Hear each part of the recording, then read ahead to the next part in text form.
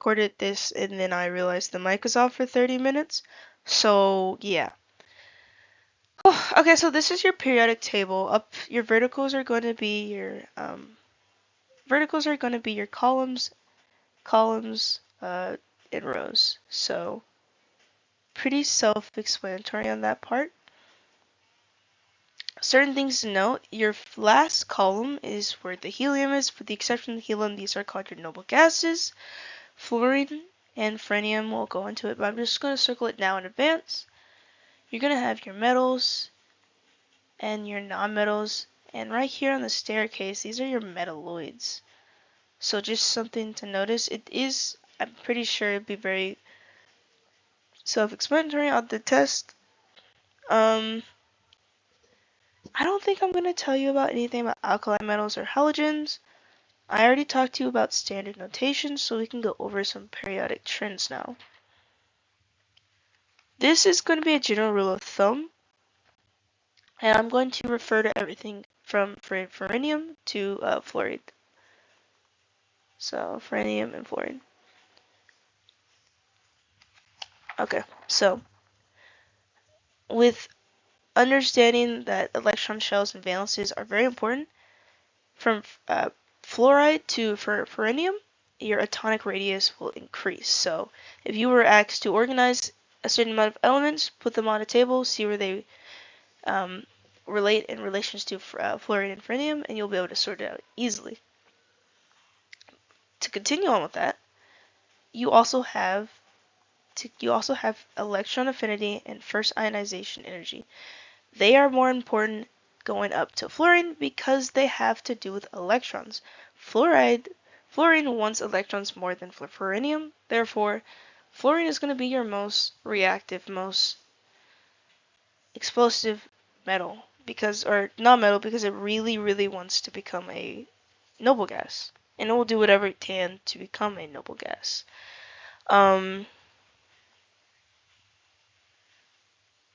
Let's see.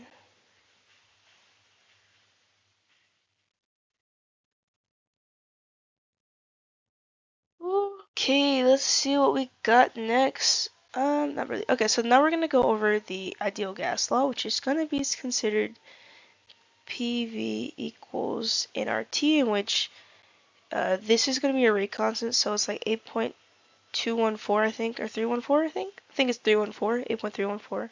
That looks right. And this is not really important because this is more for understanding when you actually have a calculator. But P is pressure, V is volume, N is the amount of moles, and T is your temperature. And so they all have a relationship with each other. And I'm going to just briefly go through them. Volume and pressure are going to be proportionally related, so as your volume increases by 2, so will your pressure. And they're related proportionally, well, pressure and volume are related proportionally to temperature. As your temperature doubles, your pressure or your volume doubles. If your temperature is halved, then your pressure and volume will halve as well. Pressure and volume are inversely. So if your pressure goes up by 3, your volume has to go down by 1/3. And this is just the understanding that you could do it yourself on your hand if you had like a little box and it had air in it, and you decrease the volume, the pressure gets intense because it is now bouncing quicker. A lot of things are going to be related to temperature as long as temperature is your gas constant. Where's my thingy? Oh, there it is. Okay. Okay, let's switch to this one. Okay, it's gonna do its thing. So, when reading the chemical formula, you need to understand that chemicals are going to have different amount of atoms in them. So, if I do I'll do H2O. It's pretty basic. So, there's 2 hydrogen atoms for every 1 oxygen in water. And there's 2 types. So, I already went over it, but I'm gonna just go over it a little bit better. Ionic bonding is just your ion bonds. It's going to be a non-metal and a metal, and it's going to involve the transferring or taking of one electron from one atom to another. Now, all chemical compounds are held together by the attraction of one atom to another. and they require atoms to either gain or lose valence electrons and become a charged ion. If it is gaining an electron, it's going to have,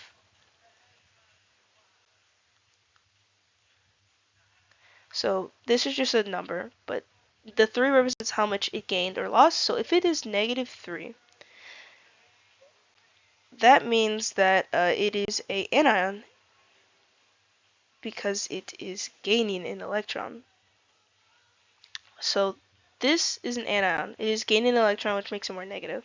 This is a cation. It is losing an electron and is becoming more positive. Ionic compounds are made up of anions and cations. Very important to understand. Covalent bonding is another type of bonding. It is usually just the sharing of valence electrons. We've seen it, and this is primarily in your nonmetals, and this is because they can't lose or gain electrons at this point. They just need to share it so that they both can get to 8 valence electrons. For this reason, when you are writing, well, actually, yeah, I'm gonna get there. When you are writing, for like the words, you're gonna have to use a lot of mono, di, tri, penta, hexa, tetra, all those stuff.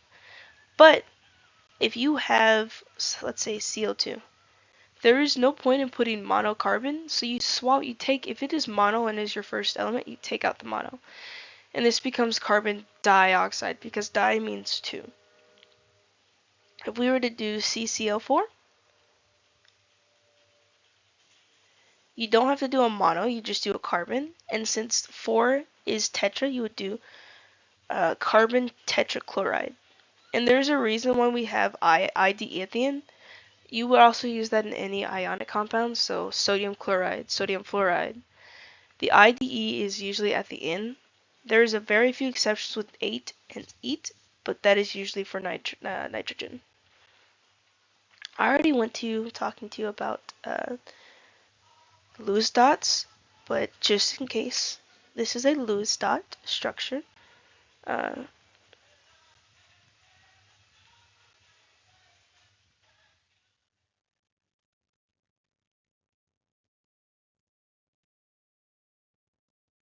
and the reason this is a Lewis dot is because Lewis dots only focus on your valence electrons. So each of this, if you look at this, this is a good Lewis dot structure. There's 2 valence electrons for hydrogen, 2 electrons for this one, 8 electrons, and 8 electrons. Each of these pairs are at full valence electrons, and that is what the point of a Lewis dot structure is. It's to find how good it bonds well, because it's just focusing on valence electrons. The mole is very important. It is talking about 6.022 times 10 to the 23rd, which is called the Avogadro's number.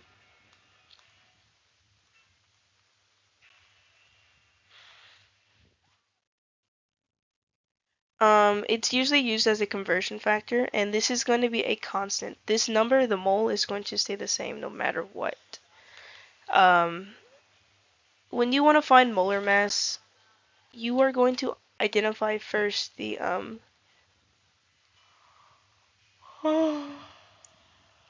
sorry. When you're finding the molar mass, if it's a compound, you're going to add each of the molar mass, which is found underneath the symbol.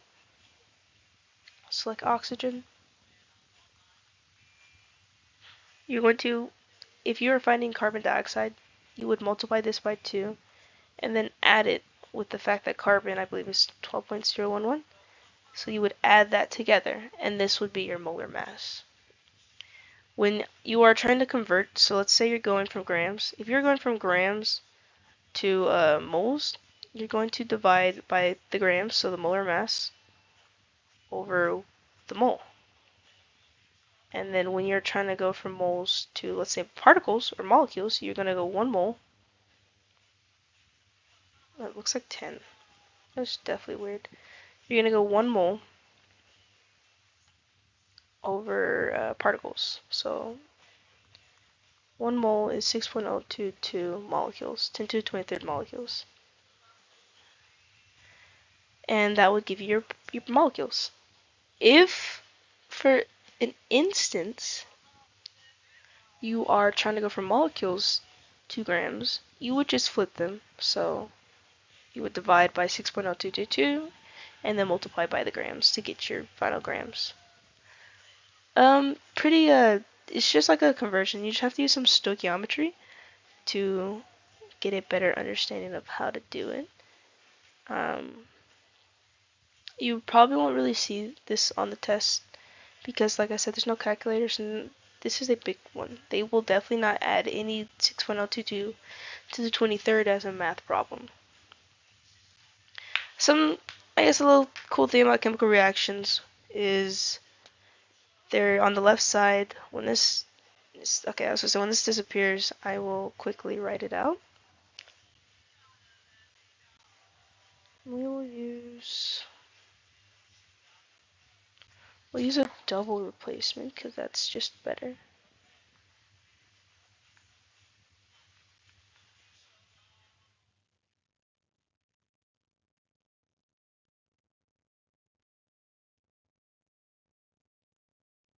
Okay, so this is going to be the formula I use for today.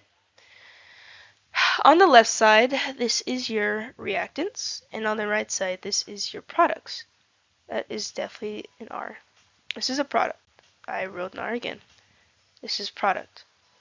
This little arrow signifies that a chemical reaction occurred.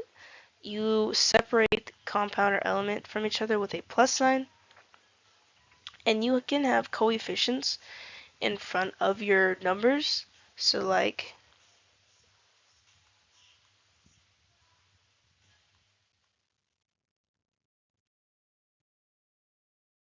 and the reason why you're going to have coefficients in front is because you need this equation to be balanced. If it is not balanced, it's not going to work out.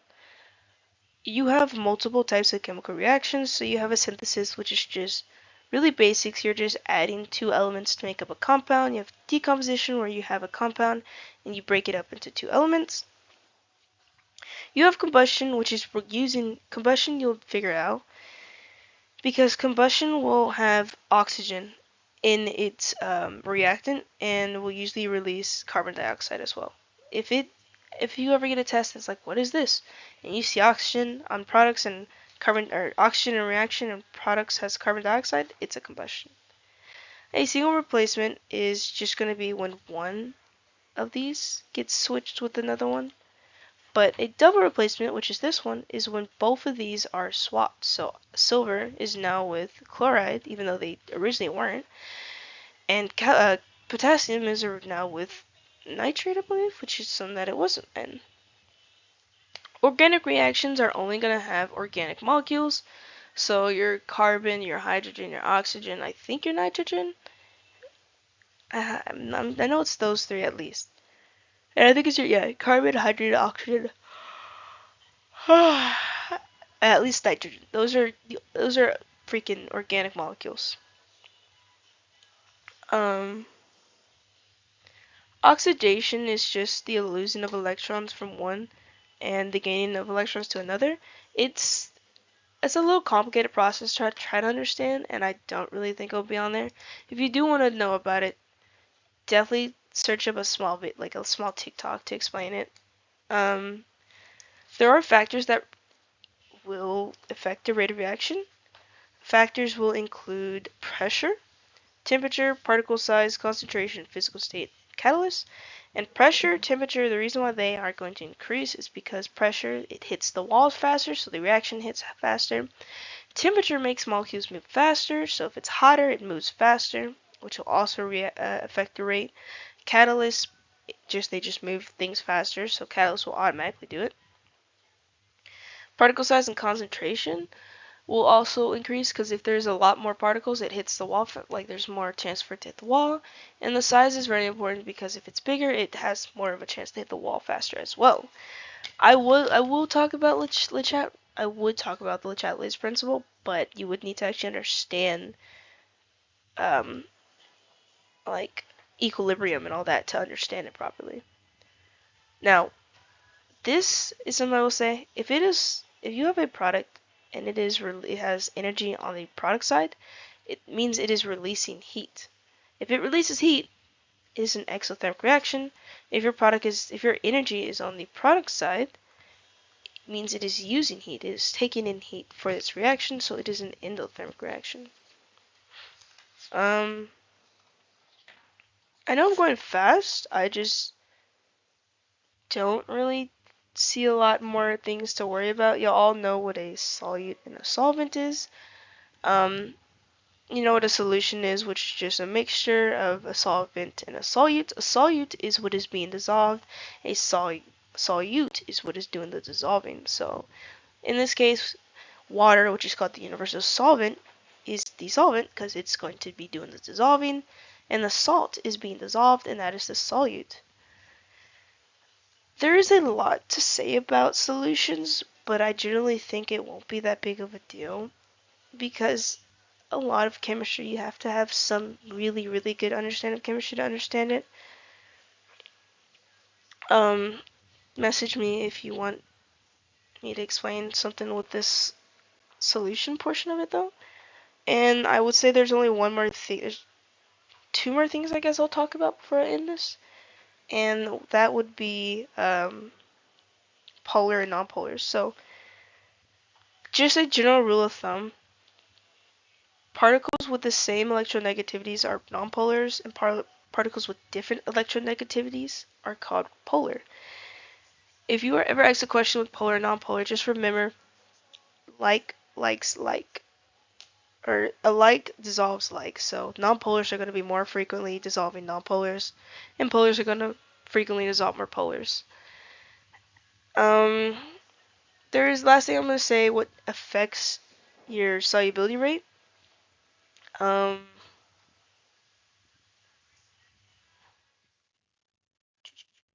So stuff there's a couple that affect solubility rate, which is going to be very obvious. Temperature will affect the rate. Pressure and maybe like mechanical energy such as agitation, as well as just the concentration. These are all going to affect solubility rate for pretty much very common, like it's very obvious why they affect it. So just understanding that if you're ever asked a question and maybe you blank out, be like, think about it like logically and be like, okay, well, I would assume if you stirred something it would dissolve faster and such.